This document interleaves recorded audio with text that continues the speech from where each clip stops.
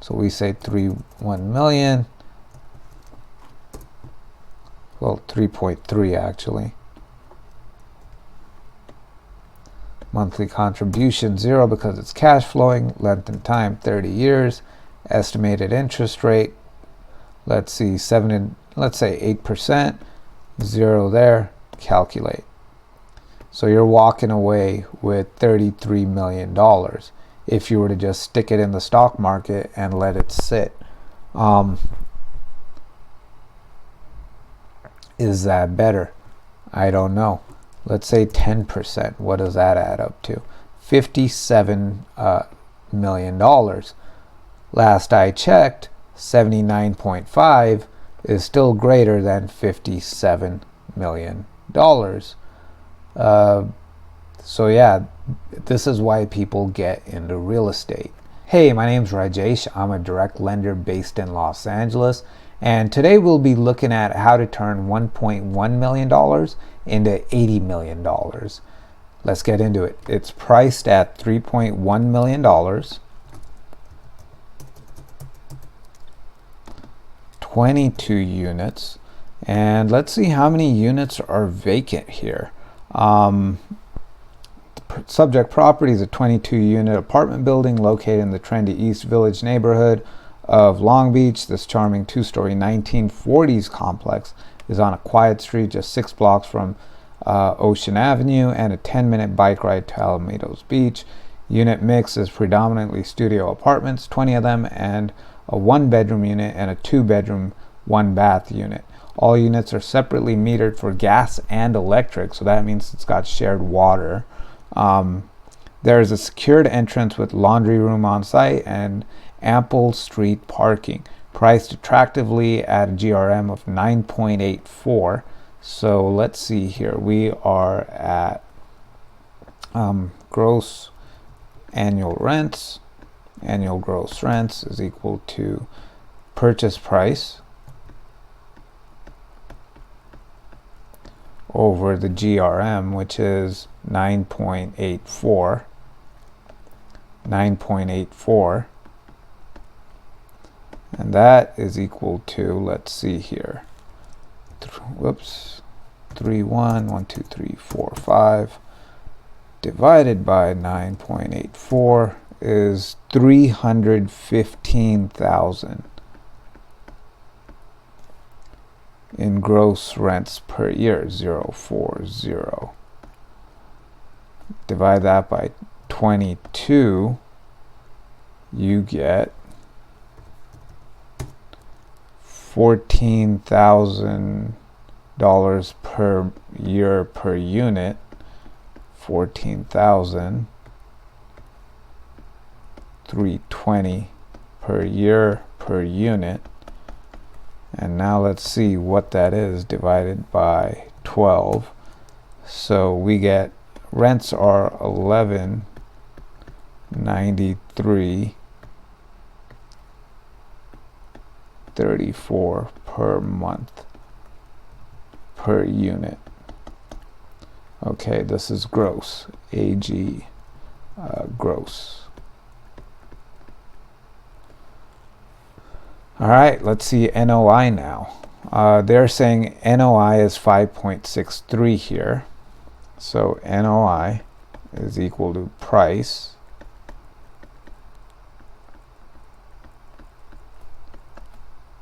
(5.63%) is equal to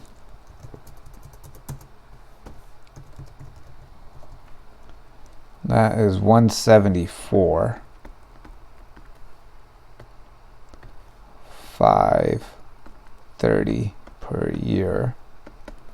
Divide that by 174,530 divided by 12 is 14,544 per month. Divide that by 22,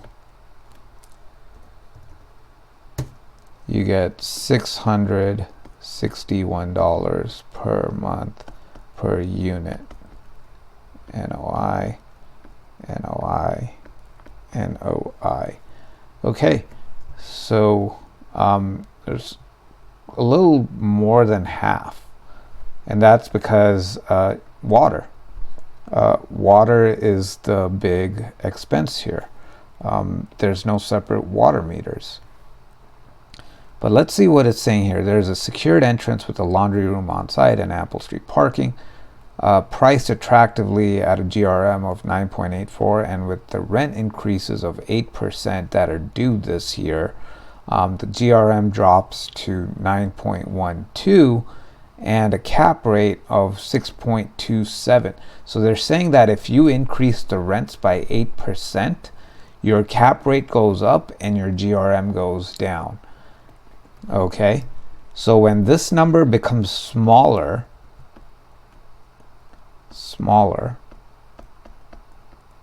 this number becomes bigger. And here it is in action. So we'll take a super exaggerated version here. Let's say from 9.84 I go down to 1, right? Well, now my gross annual rents are literally the same thing. You're saying, okay, well, that's obvious. Let's go down to a 2, right? So that would become 1.55, I believe. So that is now my annual gross rents.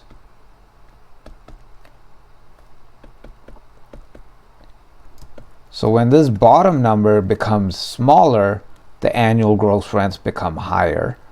And when your gross rent multiplier, this number here, becomes bigger, your annual gross rents become smaller. So this is at a 9.84. If this went up to a 10, that means this number would become smaller, but they are saying if we increase the rents by 8%, we will come down to a 9.12, which means this number is going smaller, which means this number would get bigger. And that makes sense. You increase the gross rents, your gross rents get higher. And now the cap rate. Cap rate is based off of NOI, as we just showed over here. So if this number gets bigger, then this number gets bigger. So let's see what that looks like. So if we go 3,100 times a 10% cap rate, we get 3,100. Oh, let's see here, 100, 12. So we get $310,000 at a 10% cap rate. So this number got bigger as predicted. And if this number gets smaller, then this number gets smaller. So let's try that in action. Times 1% cap rate. So now we're going to get $31,000. And this number is smaller than this number because this number is smaller than this number. So that's just generally how I like to think through these things. I take the extreme version so that I can understand it on a basic level. They're saying if I increase the cap rate, if I increase the rents, my NOI will be higher and my revenues will be higher. That's it, relative to this price. After that increase, the rents still have another 20% upside based on average and median rent rates on the rent survey. So that's basically saying that even after we increase the rents, the maximum that we could with the current tenants, if we were to evict them all, repair the places, and re-rent it out, we would be able to get 20% on top of that. So let's see here. Rents are, if we were to take this up 8%, so 1193.34 times 1.08 is equal to 1193.34 times 1.08. That takes the rents up to 1288.81. And now let's see if that GRM is true. We said a GRM of 9.12. So now all we're going to do is 3.1 million over 1288.81 times 12. So times 12 is equal to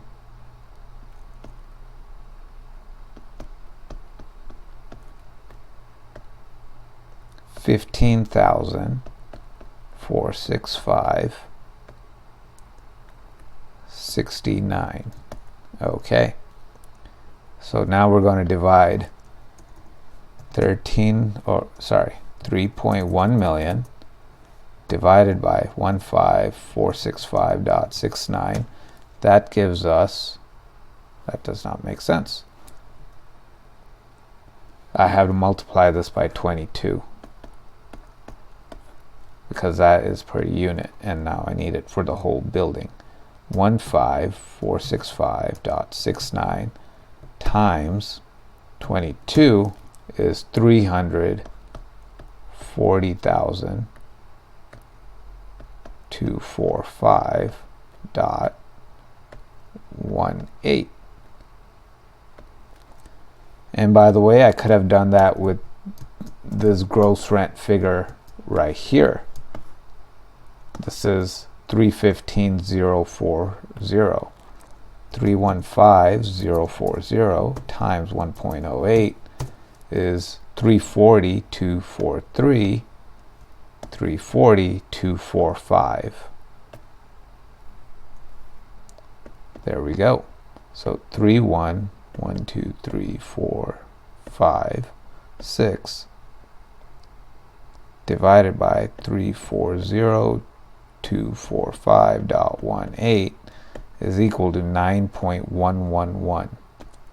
So equal times 22 is 9.111 GRM. So this is a 9.12. So if I had used this number here, we would have gotten a different answer. 31 divided by 315. Oh, wait. Let's see here. We have to use a 243 number. 340,243.20, because this is 8% greater than that. 1, 2, 3, 4, 5 divided by 340,243.20. We're still at 9.11. So I don't know how they're getting 9.12 GRM. Because a 9.12, as we see here, the bigger this number is, the smaller the gross rents are. So they'd be better off advertising 9.11 instead of 9.12. And now let's go with this cap rate of 6.27%. So yeah. So if we go here, NOI is equal to 3.1 million times 6.27% is equal to 3112345 times 6.27% is equal to 194,370. Likewise, we can also increase this by 8%. Well, no, we might not be able to, because costs are fixed. So that doesn't mean the profit or net operating income is going to increase by 8%. But let's see. Times 1.08 is equal to 188. So yeah, you would not do it here. You would actually just increase the cap rate in order to get the real new cap rate. So when I do this analysis, I'm going to be using the current rents, because that's what they are selling it at. When it comes time to renew the contract as the new owner, then you will be able to increase the rents. However, their only caveat is if the sellers decide to increase the rents 8% before selling the building, and then you would be able to calculate the newer, higher rents in your analysis when it comes to loan underwriting purposes. The other thing I want to consider here is the effective gross income. So here they have the gross income listed. They have the effective gross income after you consider vacancy loss and sources of other income, such as the laundry machines. And then they do the operating expenses for you here, total expenses and net operating income. So let's compare that to our numbers. I had 174,530. They're considering 174,474, so I will use theirs.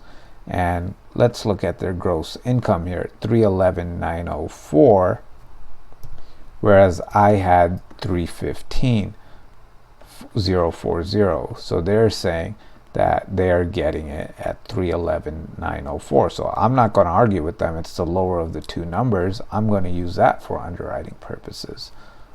And then the vacancy loss. So that is a percentage that I do need to know. 8547 divided by 311,904 times 100. So they're looking at a vacancy loss of 2.74%. So let me write that here so that I don't have to keep figuring it out. Vacancy, we'll do 2.74%.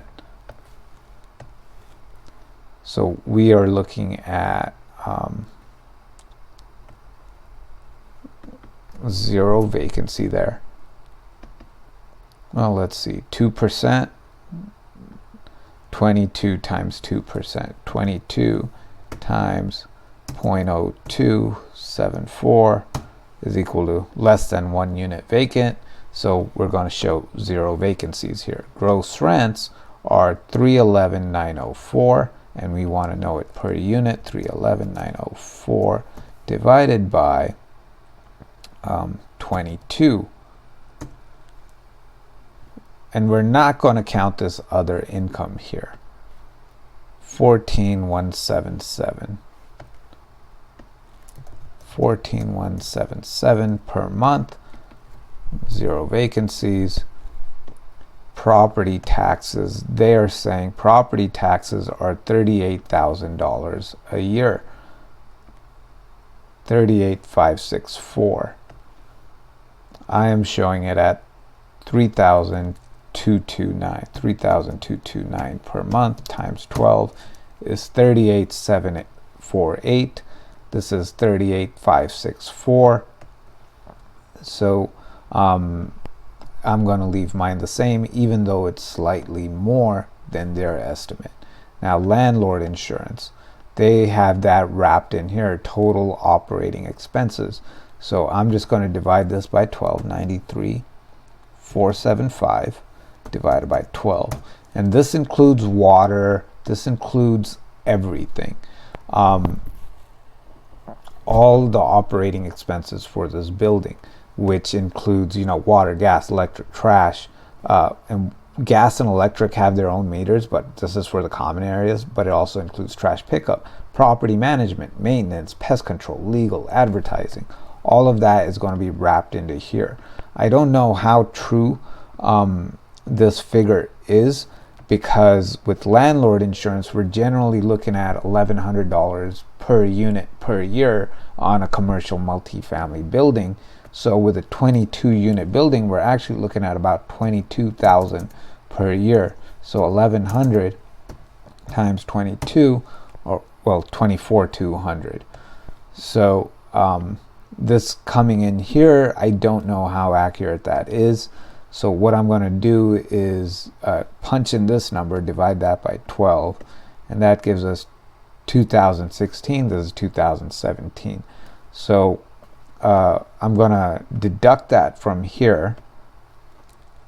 Or actually, you know what? Let's just use their numbers. 93,475 divided by 12 is 7789.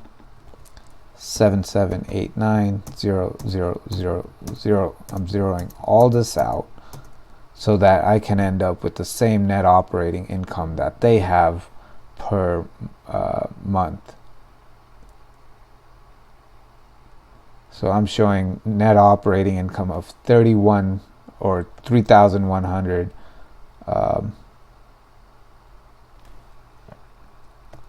$59. So what is not making sense here?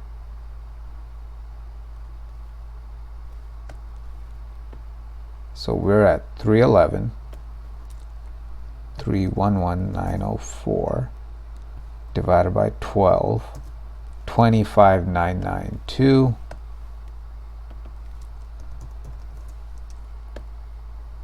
There we go. Now our net operating income is closer to that. Let's see, 147,974 times 12 is 179, and this is showing 5,000 less. So we got to figure out a way to keep 5,000 down. That might be too much. So let's say 10.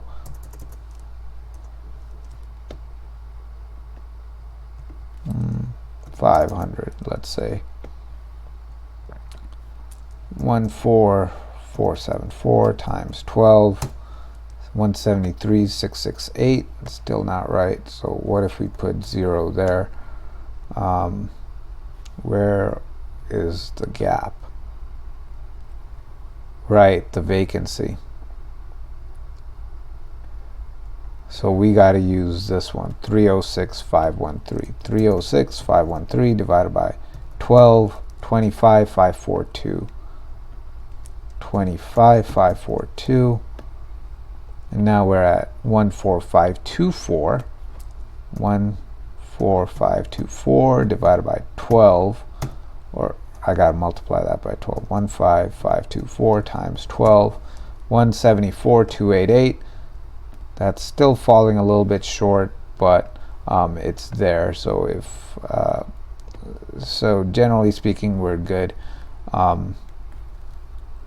We're not going to be able to qualify for DSCR loans because DSCR loans only go up to 10 units, and with us we can do the bank loan or agency loan. So it makes no sense to offer this product because it's just not going to be competitive, let alone valid. Now, this will tell you the minimum down payment. The slider here tells you the minimum down payment you need to be able to qualify for a loan, just to hit our minimum DSCR ratios for that particular loan product. So for a DSCR loan, you need a minimum DSCR ratio of 1.0 just to be able to purchase it. On a purchase, not a refinance, on a purchase. And with the bank loan, you need a minimum 1.2. In actuality, with us, you only need a 1.5. So now, if you look at the difference in down payments here, you're actually looking at a $200,000 difference, assuming this product was even valid. But let's compare it to itself, one bank to another. So with the 1.2 DSCR ratio, you're looking at a minimum down payment of $1.05 million versus $964,000. So 1054, 1, 2, 3, minus 964,100. So you're saving $90,000 by going with our product, but that's assuming this interest rate. Let's see what the 5-year CMT is today, because on this product you're looking at the 5-year CMT plus 2.25% generally speaking. So 3.82 plus 2.25 is 6.07. So at a 6.07, you're looking at 35% down. You would have to put $1.09 million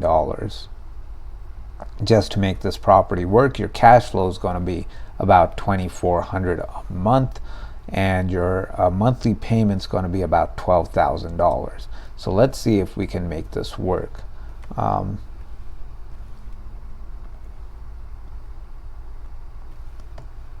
Or rather, let's see if this property is even worth it, because at 35% is what it would take to purchase a building in order to get approved for a loan. But now that you've gotten approved for the loan, let's see if this property is even worth it. So $3.1 million. We're not doing any improvements. We're going to stick with the basic rates. And we're going to look at the property history to see if to see what the the property appreciation rates are for this area. But before I do any of that, I want to make sure that everything else is taken care of correctly. Vacancy is 2.74%.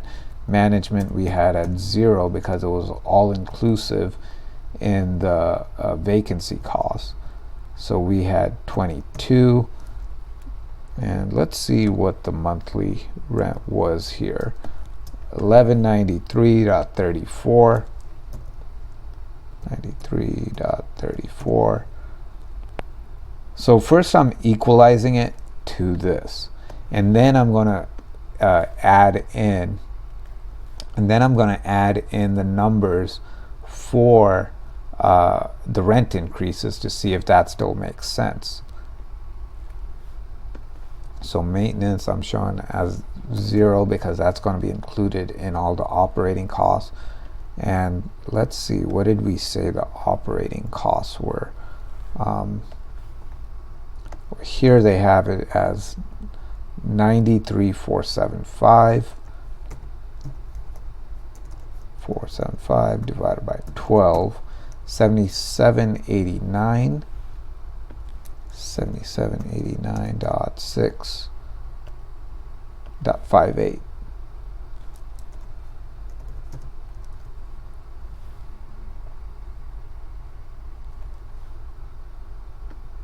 Is this yearly? Yeah, this is done on a yearly basis, so I should just add that in there like that.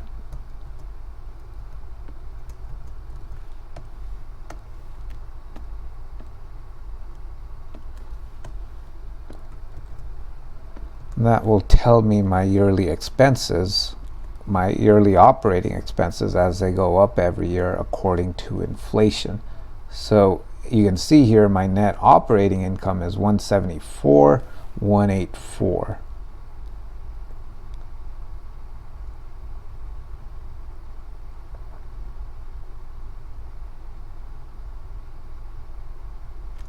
And if you're wondering why this number is different, 174,184.62 from their 174,474, it's because I did not include this other income here. If I had, it would be the same, and I have space for that right here. So what I'm going to do is 3156 divided by 12 is 263 per month, 263 per month. And let's see how that affects the operating income. 177,254.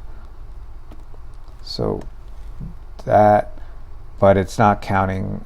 Yeah, that would be correct actually. So I'm going to leave that out. And let's see what our net cash flow is. $28,123. So if we were to take this and divide it by 12, 28,123.31, divide that by 12, I get 2343. My predicted cash flow was 2421. So we're in the same ballpark. And again, we're not counting that other income. If we were to increase that to 63 per month, now our net cash flow is positive even more. It's $31,000 a year. So now that we've equalized it for the first year and the numbers more or less check out, what we have to do is let me make sure that I use the right gross number here. 311,904 divided by 12 divided by 22, 1181.45. So that's probably why I wasn't checking out. 1181.45. And now our operating income is in line with this. 474. What I could do is also use this effective gross income, 306,513 divided by 12 divided by 22 is 1161.03, but that would just lower it further. And now I can just enter 0 here. 1161.03, and now what I'm going to do is zero out the vacancy factor, and let's see if that comes close. And we are at 174,286. So we are still off from this number here just a little bit. I believe the difference was the property taxes. So this is 38,564. And this is 38,750. So let's go back there. Get that. And now if I were to adjust this, 1.25. So what if I put 1.24?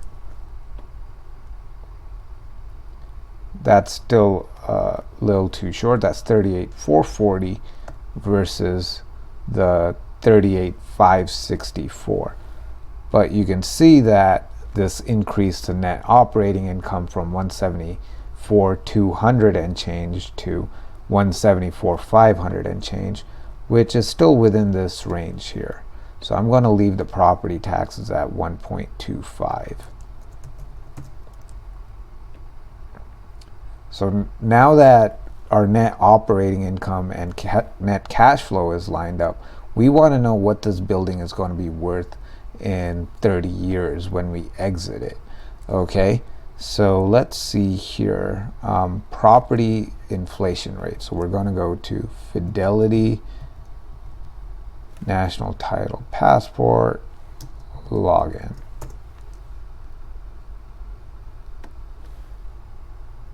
No. There we go. And we're going to see what this is a 1940s building, so we want to know what this sold for in 1996, roughly, assuming it was sold in 1996.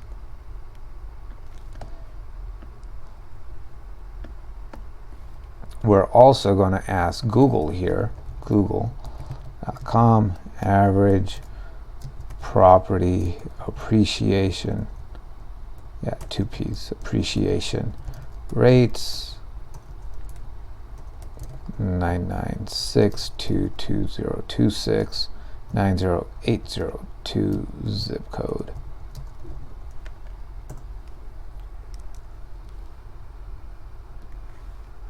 That didn't work. What is this?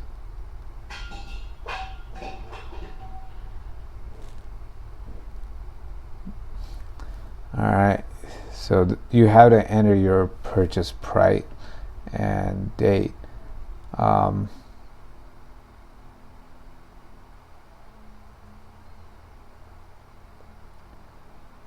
This is interesting here. You can see states with the highest appreciation rates and lowest appreciation rates. So if you go California, that's 6.3, Colorado 6.9, Hawaii is 6.1. Curious about New York, 4.6, not surprising, although it is still expensive. 4.6 of $10 million is way more than 6% of a million in terms of absolute dollar value.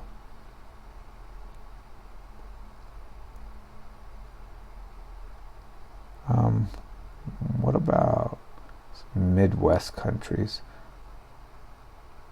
Yeah, these are for the whole state, so you're going to have cities that appreciate a lot faster versus not. Actually, I'm curious to see how this would work. Let's see here. It asks for my state, California, purchase price. This might be able to give it to me.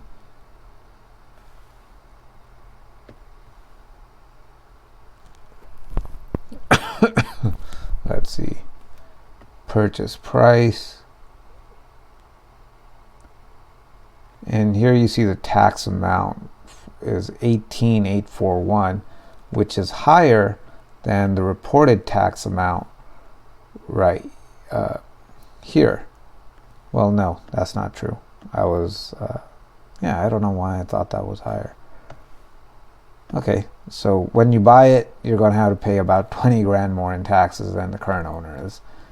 So good luck with that. Here we go. 1997, intra-family dissolution trust. So there is no sales prices here. Last purchase was in, or recorded title action was in 2017. That's crazy. Median value 2.2 million. Is there anything here about what it was when it was sold? No financing details available. Details beyond coverage limitations. So they are not going to tell us what the purchase price was.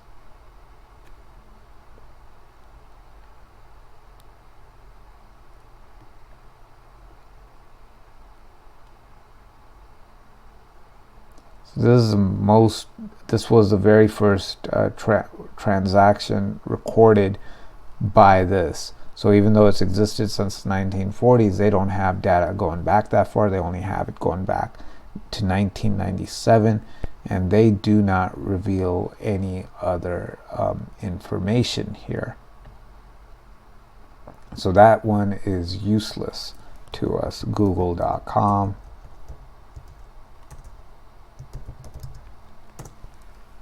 And now I'm going to paste this here. Same thing in ChatGPT.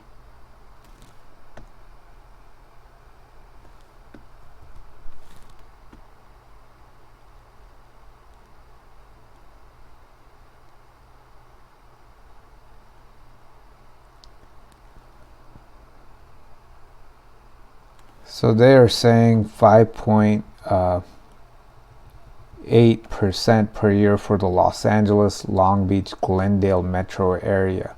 So that's a pretty big area.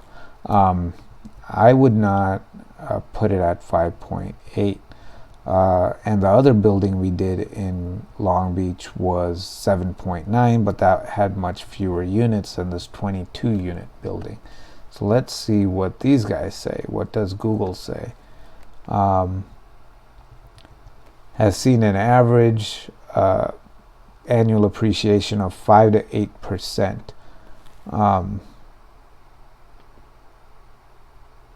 So another way I'm going to do this, give me the annual average appreciation rate for Long Beach, California. And actually I want to go to Google Maps and punch in this 90802. What part of Long Beach are we in? By the Queen Mary somewhere.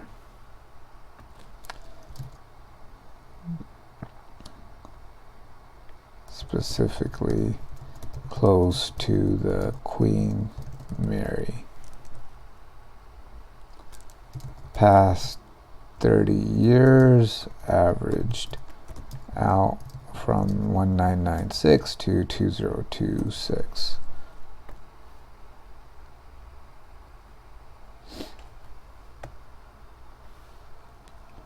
So they are saying between 5 to 8. 5 plus 8 is 13. That's 6.5 average. Let's do this again.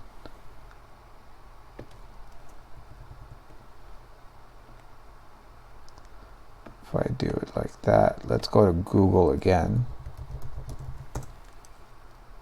and just paste that in there. And then I go to DuckDuckGo and I do the same thing there.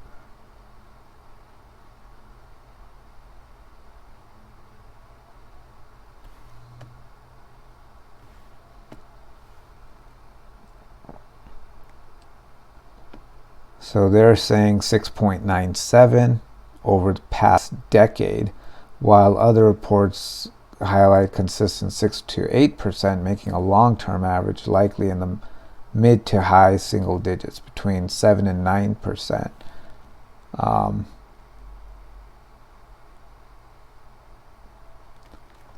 This is again 10 years, but we're looking for 30 years. Beach equities reported sustained 6 to 8% annual growth. Highly desirable luxury market. Estimated range for 1996 to 2026. Given Long Beach's strong fundamentals, jobs, location, and luxury pockets, the annual appreciation from 1996 to 2026 would likely settle in the 7 to 9% range. So we're going to go with 8% here. This one does not have the AI answering. Let's see here what these guys say.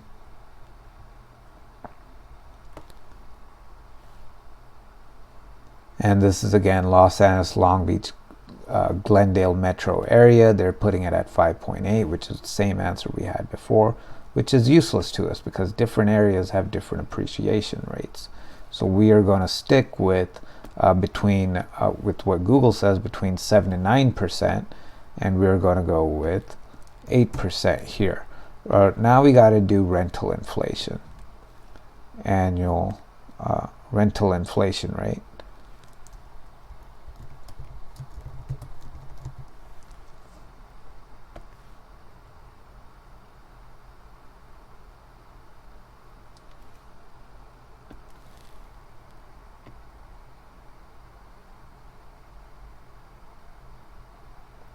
In summary, while a single number isn't available, anticipate multi-percentage average annual rates likely between 3 to 5%. So we're going to keep this at an average 4% just to figure this stuff out. So to start with, you're going to be at a DSCR ratio of 1.1 based on these numbers. So you actually may have to put a little bit more money down. So we're looking at, let's say, 40% down. Okay. And now we hit the DSCR ratio of 1.15. But again, this is based on gross rents, not NOI. So let's see what the NOI is. 174,201. 74201.19 divided by the debt service, the annual debt service, and that would be, let's see here, total monthly payments of 11,235 11,235.49 times 12, and we want 174,201.19. Okay, so let's see here. 11,235.49 times 11,235.49 times 12 is 134,825.88. Okay, so 174,201.19 divided by 134,825.88. Whoops. 825.88, and that is equal to 1.29 net DSCR ratio. Net DSCR. So this would qualify at 35% down. Then let's see here what that would look like. Monthly payments 12,171. 71.78 times 12, 146.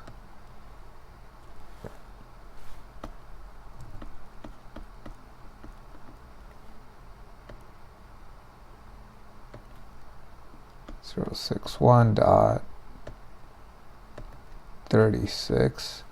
So now if I do this, I should get 1.15 at least. 174,201.19 divided by 46061.36, 1.19. So you are good at 35% down. Great. So these numbers work. Let's see here. So your net cash flow, right? You take it all, you put it in the vault, you don't collect any interest. After 30 years, you are left with $2.55 million in that vault. Now, you get to write off, you get to show negative net income for the first 10 years, after which you start showing positive cash flow. I'm guessing around year 12 or 13 is when you start showing positive cash flow. Let's look at the exit. When can you sell this building and walk away with the profit? Your first 2 years, you're going to be showing a loss. Year 5, you will show a $250,000 profit. If you wait until your mortgage is fully paid off, you walk away with $24.5 million, which is a 1,900, almost 2,000% return on your original cash. 1,900%, 2,000% cash on cash return, or a 21x return on your money, which is pretty good. So your original down payment was $1.09 million, $1,085,000 to be exact. So yeah, in this video we're going to be looking at how to turn 1.9 million into $24 million. Well, $24.5 million. Yeah, so this is a pretty good money maker, even if you don't increase the rents, right? So let's see what happens when you increase the rents. All the contracts are over, and now you can increase the rents from what was the number, 1193 to 1288.81. 1288.81. And now let's see how much cash you walk away with. You walk away with $26.5 million. That's a $1.5 million increase from your original estimate, just by increasing the rents 8%.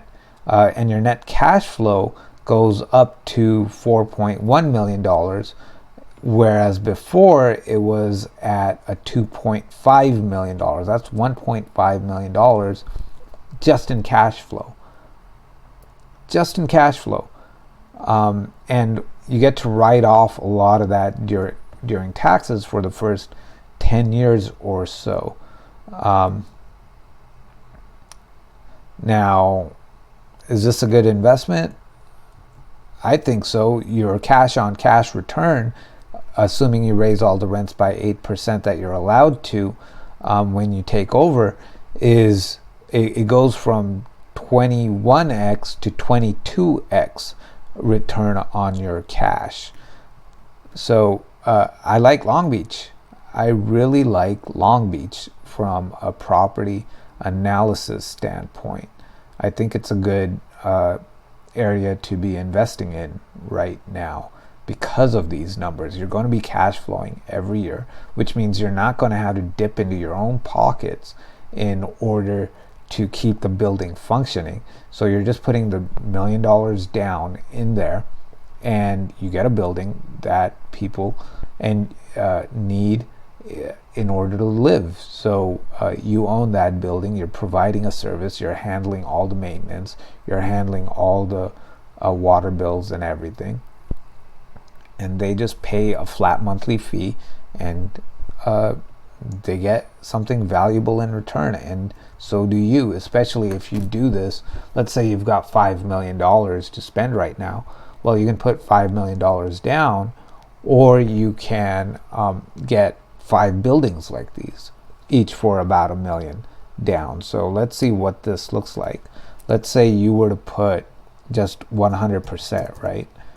You were to just buy this cash, $3.1 million. Your exit is $31 million, but your cash on cash return is only 10 to 11x. So you put in roughly $2 million extra, and you get over 30 years just an additional $5 million. So that's, let's see here, you get 5 million, right, divided by the extra 2 million that you put in.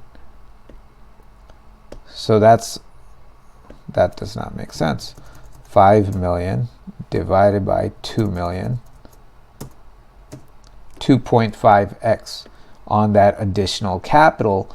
Whereas if you just bought, let's say, 3 buildings like this, now you're 21xing or 22xing each of those down payments, right? So let's see here how to explain this visually. So we've got one building, 3.1 million, and here's you happy because you have, let's say, 3.1 million in cash. Well, let's say 3.3, right? And you're thinking, hey, let me just go buy this building, and now 30 years later you have $31 million, right? And I'll move this so my head's not covering it. 30 years later,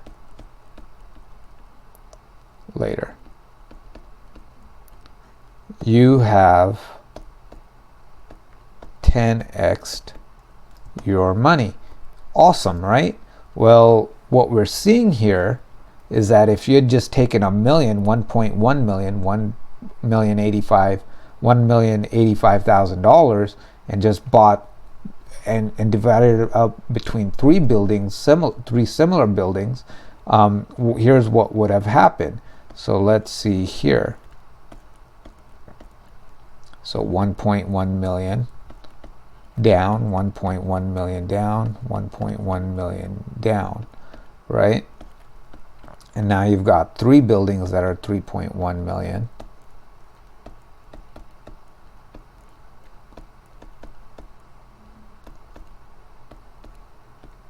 And each of these 21x, right? So now you're at 26.5 million here, 26.5 million here, and 26.5 million here.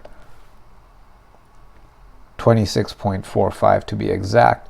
So if we were to add all that up, that's more than 75 million. 26.5 times 3, that's 79, almost $80 million.